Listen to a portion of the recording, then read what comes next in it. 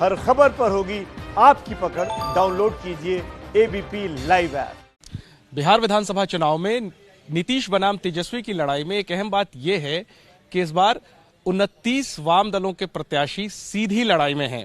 यानी मुख्यमंत्री नीतीश बने फिर से या तेजस्वी यादव बने, एक बात तय है कि विधानसभा में वामपंथी विधायकों की संख्या बढ़ने वाली है। लेकिन इसके लिए कीमत क्या चुकाई है वामपंथी दलों ने? सीपीआई-एमएल ने कांग्रेस से गठबंधन कर लिया। क्या ये चुनाव वामपंथी दलों का प्रभुत्व बिहार में बढ़ाने में कारगर होगा या फिर विचारधारा से जो एक प्रकार का समझौता किया है उसका दूरगामी नुकसान होगा? क्या एजेंडा है वाम दलों का, खासतौर पर सीपीआई-एमएल का, जो 19 सीटों पर महागठबंधन में लड़ने जा रही है? कुल मिलाकर 29 सीटों पर महागठबंधन में वामपंथी दलों के उम्मीदवार होंगे। मेरे साथ है कॉमरेड दीपांकर भट्टाचार्य, सीपीआई-एमएल के महासचिव।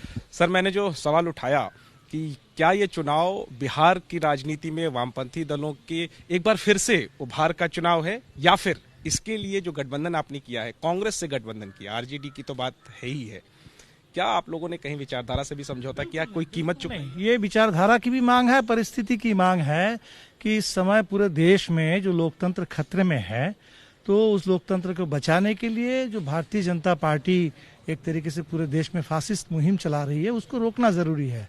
और बिहार के बगल में तो उत्तर प्रदेश है, वो बिहार के लिए चेतावनी है कि बिहार में अगर भाजपा की सरकार बन जाएगी, जैसे लोजपा के नेता आज कह रहे हैं कि हम भाजपा के साथ मिलकर सरकार बनाएंगे, वो सरकार कैसा होगा, वो नज़ारा कैसा होगा, तो इससे बिहार को बचाना है और इसके लिए हम लोगों ने गठबंधन बनाया है। और ये चुनाव मुझे नहीं लगता कि ये नीतीश कुमार बनाम तेजस्वी यादव का चुनाव है, बिल्कुल नहीं। ये एनडीए सरकार और लोकतंत्र पर हमले के खिलाफ बिहार की जनता का, ये तानाशाही बनाम लोकतंत्र का चुनाव है। एनडीए सरकार की ओर से बिहार की जो बर्बादी की गई है, उसके खिलाफ बिहार की जनता के प्रतिरोध का चुनाव है। लेकिन आप लोग उत्साहित हैं कि इस बार जो वामपंथी विधायकों की संख्या है वो बढ़ने वाली है, चाहे कोई भी बहुमत पाए? निश्चित तौर पर हमें तो दोनों ही लगता है कि बहुमत भी निश्चित तौर पर गठबंधन को ही मिलेगा। और वामपंथी विधायकों की संख्या, पिछली बार हमने अकेले लड़ करके, अकेले मतलब वामपंथी दल अलग से हम लोगों का मोर्चा था और जबरदस्त एक बाइपोलर चुनाव था, ध्रुवीकरण, उसमें हमारे 3 विधायक जीते थे। और इससे पहले लगातार 5-7 संख्या में माले के विधायक जीतते रहे हैं। और हमें लगता है कि इस बार निश्चित तौर पर वामपंथी विधायकों की संख्या सीपीआई और सीपीएम के साथ ही भी है, संख्या बढ़ेगी। और बिहार के विधानसभा के अंदर 3 विधायकों ने भी जो काम किया लोकतंत्र के पक्ष में, लगातार उन्होंने अपनी आवाज़ बुलंद की बिहार के लिए, तो वो काम और बढ़िया से हम लोग कर पाएंगे। लेकिन इस पर आप क्या स्पष्टीकरण देंगे? हालांकि आप कह रहे हैं कि बीजेपी को हटाने के लिए और जो उनकी नीति है उसको हटाने के लिए गठबंधन किया, लेकिन सीपीआई-एमएल पहली बार कांग्रेस के साथ, तो एक तरीके से कहीं ना कहीं लोगों के मन में सवाल तो उठेगा कि फिर सीपीआई और सीपीआई-एमएल में फर्क क्या है? नहीं, फर्क बिल्कुल ये है कि इस समय भारतीय जनता पार्टी जो बिल्कुल अलग किस्म की पार्टी है। कांग्रेस तो चलो ठीक है, कांग्रेस से भी हमारी लड़ाई रही है, राजद से भी लड़ाई रही है, लेकिन भाजपा एक ऐसी पार्टी है जो लोकतंत्र को खत्म करने पर आमादा है और पूरे देश को बर्बाद करने की दिशा में वो आगे बढ़ा रही है। तो इसलिए गठबंधन हुआ है और कोई बात नहीं है। बाकी जो अपने अपने पार्टियों की जो विचारधारा है वो अपनी जगह पर सबकी है। कांग्रेस की विचारधारा कांग्रेस की है और हम इसीलिए कांग्रेस के साथ हैं कि भाई कांग्रेस के कुछ लोग टूट के भाजपा में जा सकते हैं, लेकिन हमें अभी भी भरोसा है कि कांग्रेस पार्टी वो खुद भाजपा में विलीन नहीं हो जाएगी। राजद से भी कुछ नेता गए हैं, जदयू में इधर गए हैं, लेकिन हमें लगता है कि राष्ट्रीय जनता दल वो अभी भी भारतीय जनता पार्टी के खिलाफ लड़ने वाली एक ताकत है और इसी आधार पर यह समझौता हुआ है। नीतीश सरकार की सबसे बड़ी नाकामी आपकी नजर में क्या है? सबसे बड़ी नाकामी ये है कि उन्होंने जो कहा था और बिल्कुल उसका विपरीत काम उन्होंने किया। आज जो लोग कह रहे हैं कि जैसे नीतीश जी बड़े अनुभवी नेता है, तो उनका अनुभव का यही दिखा कि वो कुर्सी अपना बचाते रहे इधर उधर करके। 15 साल पहले लोग सड़क की चर्चा करते थे, आज लोग कहते हैं कि यहाँ पुल टूट गया, वहाँ सड़क ढह गई। 15 साल पहले लोग कहते थे कि भाई चलो भ्रष्टाचार नहीं होगा, आज चारा घोटाला के बाद अब सृजन घोटाला आ गया है। तो पूरे बिहार में जिस तरह से मुजफ्फरपुर जिस तरह का स्कैंडल है वहाँ का, तो बिहार को तो उन्होंने बर्बाद करके रख दिया। शिक्षा चौपट है, प्रवासी मजदूर अपने इनिशिएटिव से वो आ गए बिहार में, उनको सीमा पर रोक लिया गया। तो नीतीश सरकार ने एक तरह से हर मोर्चे पर जनता के साथ धोखाधड़ी की और सबसे बड़ी विफलता है ये। सबसे बड़ा मुद्दा क्या है इस चुनाव का? सबसे बड़ा मुद्दा एक तो ये जो सरकार ने बिहार के साथ धोखा किया और उससे बिहार को बचाना है। दूसरा, इस पूरे कोरोना काल में आप देखेंगे कि पहला चुनाव है और अभी इस समय लोगों की रोजी रोटी खतरे में है। लोगों के, गरीबों के आवास बुलडोजर से ढहा दिया जा रहा है। उनके आवास का सवाल है, शिक्षा का सवाल है, रोजगार का सवाल है। और तीसरा हमने कहा कि जो संविधान पर हमला है और बिहार को यूपी की तरह एक तरीके से क्रूर दमन, बर्बर हिंसा, उसका प्रयोगशाला बनाने की जो मैंने भाजपाई मंसूबा है, उसको ध्वस्त करना है। ये तीनों बड़े मुद्दे हैं और इस पर हम लोग चुनाव लड़ेंगे। एक मैं पूछूंगा, जो आप लोगों की तरफ से, महागठबंधन की तरफ से मुख्यमंत्री का जो चेहरा है तेजस्वी यादव, उनमें एक ऐसी क्या खास बात है जिनकी वजह से आप लोगों को कॉन्फिडेंस है कि उनके नेतृत्व में बहुमत रहेगा? खास बात यही है कि राष्ट्रीय जनता दल सबसे बड़ा दल है, राष्ट्रीय जनता दल के नेता हैं। हमें लगता है किसी भी गठबंधन में जो बड़े दल है और बड़े दल के जो नेता हैं, तो बड़े दल के नेता गठबंधन के भी नेता होते हैं। लेकिन जो तर्क दिया जाता है सर कि नीतीश कुमार के पास इतना अनुभव है, तेजस्वी जो है वो अनुभवहीन है, हालांकि उन्होंने भी नेता विपक्ष की एक अनुभव हासिल कर ही लिया है, लेकिन फिर भी काफी तुलना अगर करें तो नीतीश के मुकाबले तेजस्वी का अनुभव काफी कम है। इसके अलावा उनकी जो शैक्षणिक योग्यता है, जो उनके पार्टी की जो विरासत है, इन तमाम चीजों को लेकर के तेजस्वी की लीडरशिप पे सवाल खड़े होते हैं। आपको लगता है इसकी वजह से कहीं ना कहीं नुकसान उठाना पड़ सकता है? हमें लगता है कि देखिए, सवाल ये नहीं है, नीतीश जी का जो अनुभव है बिहार को, उसका फायदा क्या मिला। तो नीतीश जी के लिए तो अब उस अनुभव को अनलर्न अगर कर सकते थे, नई शुरुआत नीतीश जी नहीं कर पाएंगे। तेजस्वी जी अभी नए नए हैं, वो आगे बढ़ पाएंगे और सही अनुभव हासिल कर सकते हैं। तो इसीलिए हमें लगता है कि ये अनुभव और अनुभव कम होना, कि हर किसी के पास एक जमाने में अनुभव कम होता है, धीरे धीरे अनुभव बढ़ता है। वो कोई ऐसी चीज़ नहीं है जो फिक्स्ड है और हर एक के पास कोई निश्चित कोटा है कि इतना ही अनुभव आपके पास हो सकता है।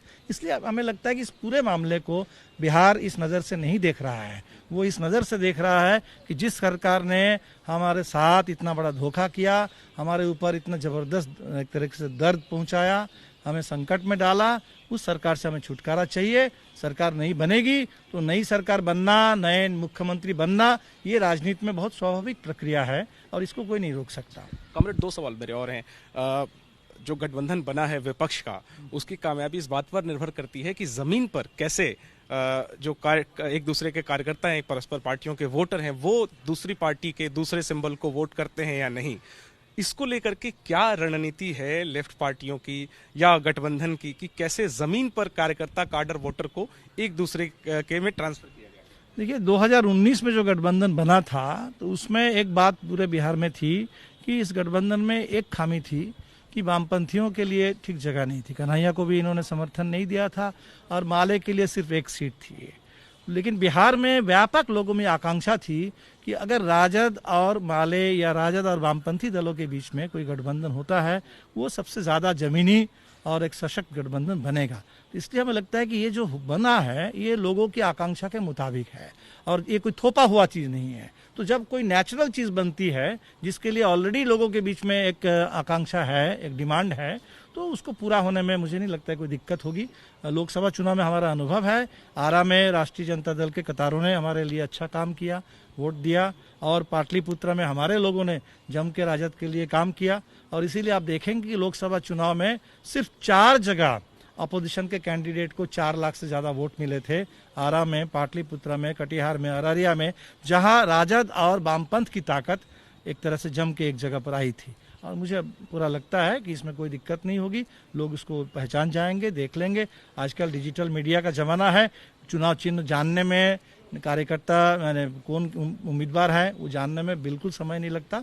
तो ये संदेश चला गया है और लोग एक साथ करेंगे। आखिरी में, विपक्ष का जो गठबंधन था, महागठबंधन, उसमें कुछ और पार्टियां थी। मांझी जी की पार्टी थी, कुशवाहा जी की पार्टी थी, अब हालिया मुकेश सहनी जी की पार्टी थी। तीनों ही आपसे अलग हो गए। मानते हैं आप कि कहीं ना कहीं रणनीति के स्तर पर चूक हुई, सामंजस्य नहीं बिठा पाए, और इसका क्या कोई नुकसान आपको आशंका लगती है? अब तो देखिए, इसके बारे में मेरे लिए बहुत कुछ कहना संभव नहीं है, क्योंकि क्या वजह है, क्यों लोग अलग हुए, हमको नहीं पता। इन पार्टियों से हमारी कोई बात नहीं हुई। निश्चित तौर पर मैंने पार्टियां और कुछ रहती तो बेहतर होता, लेकिन इससे भी बड़ा सवाल है तो आज एनडीए गठबंधन टूट गया है।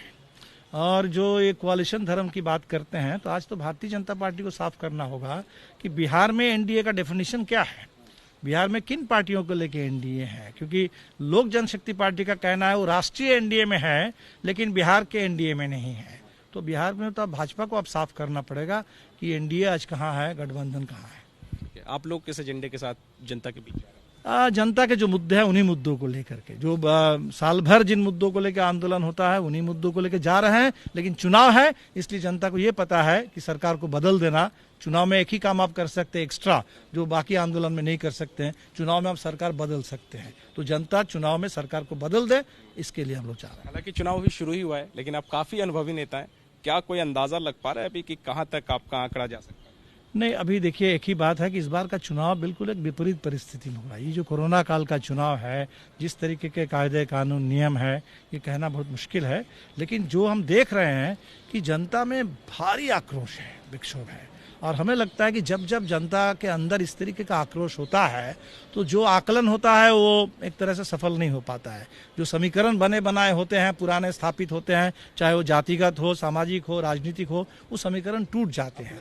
तो मुझे लगता है कि इस बार ये समीकरणों का टूटने वाला चुनाव है और जनता का आगे बढ़ने वाला चुनाव है। और इसीलिए हमने नारा दिया, एनडीए हराओ, बिहार बचाओ, जनता की दावेदारी आगे बढ़ाओ। तेजस्वी सरकार बनी तो माले शामिल होगी? नहीं, सरकार में शायद हम लोग शामिल नहीं होंगे। हमारा काम होगा कि सरकार सही रास्ते पर चले और जनता के जो मुद्दे हैं, जो उम्मीद है, वो पूरी हो। इसके लिए देखना, हम सरकार की मदद करेंगे। हो सकता है बाहर से ही करें। माले या पूरा लेफ्ट ही? पूरा लेफ्ट के बारे में हम कह नहीं सकते, लेकिन हम अपनी पार्टी के बारे में कह सकते हैं। लेकिन अभी तो वो तो आगे की बात है। अभी तो फिर चुनाव हो और बहुमत मिले, अभी फिलहाल इसी की बात है। तो ये जो एकजुटता हुई है आरजेडी की, कांग्रेस की और लेफ्ट की, क्या ये कामयाब होगी? क्या ये नीतीश कुमार लेड एनडीए सरकार को हटा पाएगी? ये आने वाला वक्त तय करेगा। लेकिन एक बात साफ है कि जो एक धारणा है, उसके विपरीत विपक्ष का जो प्रमुख गठबंधन है, महागठबंधन, उसके कैंप में कॉन्फिडेंस नजर आ रहा है। देखना ये होगा कि इस कॉन्फिडेंस को जमीन पर कैसे उतार पाती है गठबंधन। कैमरामैन अजय तिवारी के साथ Jainendra, ABP news, Patna. ABP news आपको रखे आगे।